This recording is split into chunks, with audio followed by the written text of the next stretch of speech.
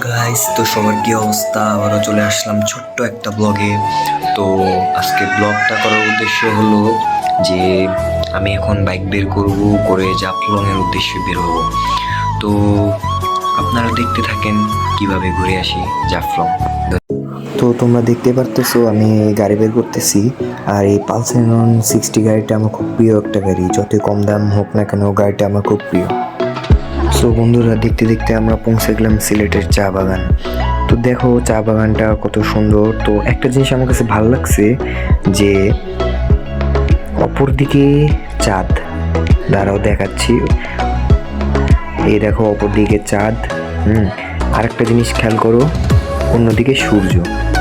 এই জিনিসটা খুব ভালো লাগছে আমার কাছে। সূর্য অস্ত যাচ্ছে, তার মধ্যে আমি দাঁড়ায় আছি, ভিডিও করতেছি, অনেক ভালো লাগতেছে।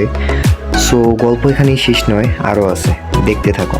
তো দেখতে দেখতে উঠে গেলাম সিলেট চা বাগানের পাহাড়ে।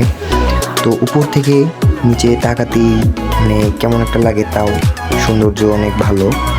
নিচে একটু হলেও কুয়াশা আছে, আশেপাশে গাছপালা, সৌন্দর্য একটা জায়গা।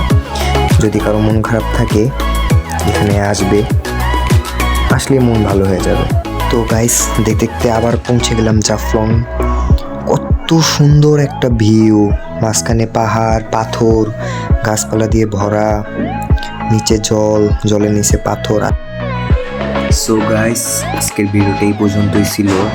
তো সবার কেমন লাগলো লাইক, কমেন্ট, শেয়ার করে দিও।